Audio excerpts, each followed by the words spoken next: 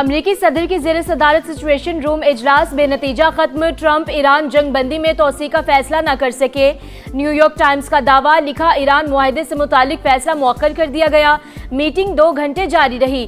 White house نے اجلاس کی تفصیلات جاری نہیں کی۔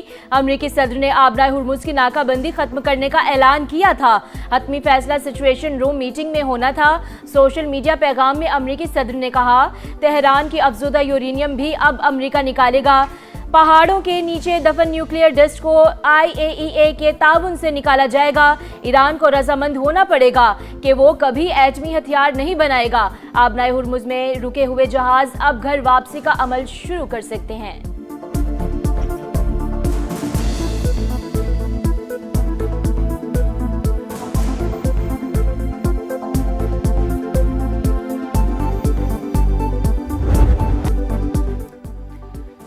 مفاہمتی یادداشت میں جوہری مواد تباہ کرنے کی کوئی شق شامل نہیں۔ ایرانی حکام نے ٹرمپ کا بیان من گھڑت فتح ظاہر کرنے کی کوشش قرار دیا۔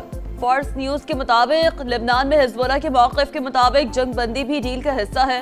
وعدوں اور ضمانتوں پر کوئی اعتبار نہیں، صرف عملی اقدامات ہی اصل معیار ہیں۔ جب تک دوسرا فریق عملی اقدام نہیں اٹھاتا، ہم بھی آگے نہیں بڑھیں گے۔ ایرانی مذاکراتی ٹیم کے سربراہ باقر قالیباف کا رد عمل، کہا، ہم رعایتیں مکالمے سے نہیں میزائلوں کے ذریعے حاصل کرتے ہیں۔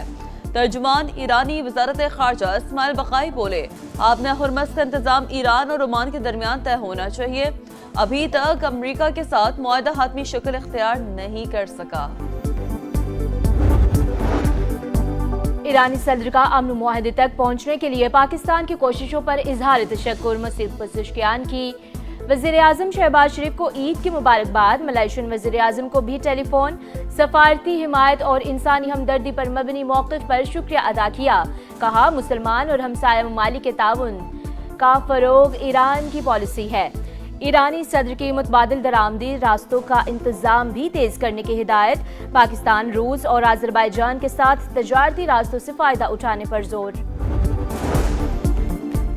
ایران کے ساتھ جو بھی ڈیل ہوگی اچھی ہوگی، امریکی وزیر جنگ کا تقریب سے خطاب، ایک بار پھر دھمکی، کہا ضرورت پڑی تو دوبارہ بھی جنگ کے لیے مکمل تیار ہیں۔ واضح کیا کہ تعاون نہ کرنے والے اتحادیوں کے ساتھ ہمارے معاملات میں واضح تبدیلی آئے گی۔ تائیوان کو ہتھیاروں کے فروخت کا فیصلہ ڈونلڈ ٹرمپ کریں گے۔ امریکہ کی ایران کے خلاف نئی انسداد دہشت گردی پابندیاں، ایران سے وابستہ متعدد افراد، کمپنیز اور ادارے بلیک لسٹ۔ ایرانی کرپٹو اثاثوں میں سے $1 ارب بھی ضبط۔ امریکی محکمہ خزانہ کے مطابق پابندیاں ایران کے مبینہ دہشت گردی مالی معاونت کے باعث لگائی گئیں۔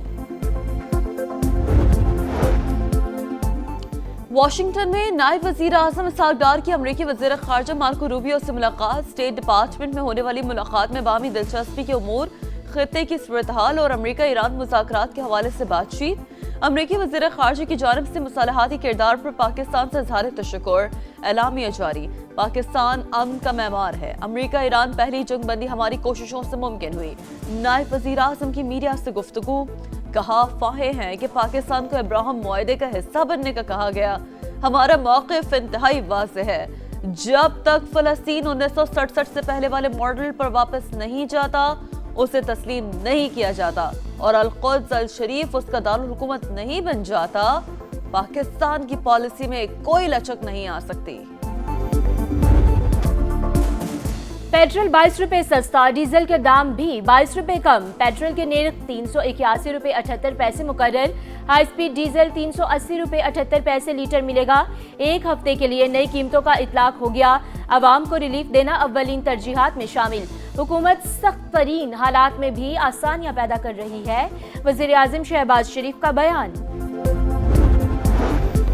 پیٹرولیم لیوی کی شرح میں رد و بدل، ڈیزل پر 10 روپے 93 پیسے لیٹر اضافے کے بعد شرح 68 روپے 93 پیسے ہو گئی۔ پیٹرول پر لیوی میں 10 روپے 83 پیسے لیٹر کمی، مٹی کے تیل پر شرح 20 روپے 36 پیسے برقرار۔ عوام ہوشیار، خبردار، عید کے بعد بھی قربانی ہوگی، حکومت نے تیاری پکڑ لی۔ نیا بجٹ 5 جون کو پیش ہوگا۔ ٹیکسز کا طوفان، 18,035 ارب روپے جمع کرنے کا پلان۔ عالمی منڈی میں خام تیل سستا ہونے پر بھی قوم کو مکمل ریلیف نہیں ملے گا۔ نئے مالی سال کے دوران میں آئل، گیس اور بجلی کے صارفین کو اضافی قیمت چکانا پڑے گی۔ ٹرانسپورٹ کرایوں سمیت بنیادی ضرورت کی اشیاء پہنچ سے مزید دور ہونے کا خدشہ۔ نئے مالی سال کے لیے پنجاب کے بجٹ کی تیاریاں جاری، دوسرے مسودے کی تفصیلات سامنے آ گئیں۔ ڈیولپمنٹ پروگرام کے تحت 1452 ارب روپے مختص کرنے کی تجویز۔ ٹرانسپورٹ سیکٹر کے لیے 303 ارب روپے رکھے جائیں گے۔ مختلف شہروں میں سمارٹ پولیس اسٹیشن سے قیام اور کچے میں نئی پوسٹیں بنانے کی بھی تجویز۔ بلدیاتی شعبے کو 250 ارب روپے کے فنڈز ملیں گے۔ حتمی منظوری کے بعد دستاویزات اسمبلی میں پیش کی جائیں گی۔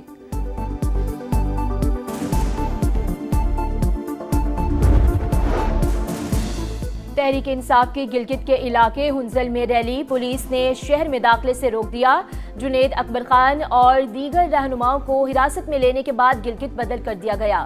گلگت بلتستان کو نوگو ایریا نہیں بننے دیں گے۔ وزیر اعلیٰ خیبر پختونخوا کی جانب سے شدید مذمت، کہا ایسے رویے پاکستان کو نقصان پہنچا رہے ہیں۔ بیرسٹر گوہر کا بھی شدید رد عمل، جنید اکبر کی گرفتاری اور انہیں انتخابی مہم سے روکنا قبل از انتخاب دھاندلی قرار۔ درست سفری دستاویزات رکھنے والے شہری کو آف لوڈ کرنا غیر قانونی قرار، صرف خدشات پر بیرون ملک سفر سے نہیں روکا جا سکتا۔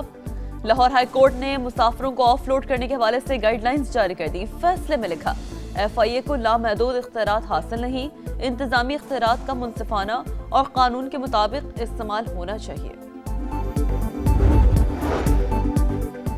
کراچی بندرگاہ کے باہر کھلے سمندر میں 2 جہاز ٹکرا گئے۔ پورٹ حکام کے مطابق MV نیوا اور MV پاپو کے درمیان تصادم ہوا۔ ایک جہاز کا کنٹینر سمندر میں گر گیا۔ مرکنٹائل میرین ڈپارٹمنٹ اور KPT مشترکہ تحقیقات کریں گے۔ ابتدائی رپورٹ کے مطابق دونوں جہازوں کے کپتانوں کی لاپرواہی حادثے کا سبب بنی۔ تصادم سے MV نیوا نامی جہاز ناکارہ ہو گیا، کھینچ کر پورٹ پر لایا گیا۔ کراچی کے علاقے طارق روڈ پر ٹریول ایجنسی کے آفس میں چور نے خودکشی کر لی۔ پولیس کے مطابق واردات کے دوران پولیس کے پہنچنے پر چور نے واش روم کا دروازہ لاک کر کے خود کو گولی مار لی۔ لاہور کے علاقے ہربنس پورہ میں جائیداد کے تنازع پر بھائی نے بھائی کی جان لے لی۔ واردات کے بعد ملزم فرار ہو گیا۔ پولیس کے ملزم کی گرفتاری کے لیے چھاپے۔ امریکی ریاست ورجینیا میں ہولناک ٹریفک حادثہ، بس نے متعدد گاڑیوں کو ٹکر مار دی۔ حادثے میں 5 افراد ہلاک، 40 سے زائد زخمی ہو گئے۔ وائٹ ہاؤس کا امریکی صدر کی میڈیکل رپورٹ جاری کرنے سے گریز۔ CNN کے مطابق وائٹ ہاؤس کا اقدام صدر کی صحت سے متعلق سوالات پیدا کر رہا ہے۔ ٹرمپ نے چند روز قبل چیک اپ کروایا تھا۔ ٹرمپ کے دونوں ہاتھوں پر اکثر نیل پڑنے کے آثار دیکھے گئے ہیں۔ گزشتہ سال ٹانگوں میں سوجن کی تصاویر بھی سامنے آئی تھی۔ 3 ملکی women's T20 series, West Indies نے پاکستان کو شکست دے دی۔ 200 رنز کے ہدف کا تعاقب کرتی قومی ٹیم 8 وکٹوں پر 174 رنز بنا سکی۔ 31 مئی کو گرین شرٹس کا آئرلینڈ سے مقابلہ ہوگا۔ اور ون ڈے بنے گا فن ڈے، راولپنڈی میں سٹیج تیار۔ پاکستان اور آسٹریلیا کا پہلا معرکہ آج ہوگا۔ گرین شرٹس کے لیے تاریخی موقع، شاہین 1000واں ون ڈے کھیلیں گے۔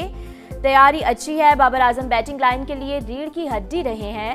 توقع ہے اچھی کارکردگی دکھائیں گے۔ کپتان شاہین افریدی کی پریس کانفرنس، کہا رضوان کے شامل نہ ہونے کا یہ مطلب نہیں کہ کیریئر ختم ہو گیا۔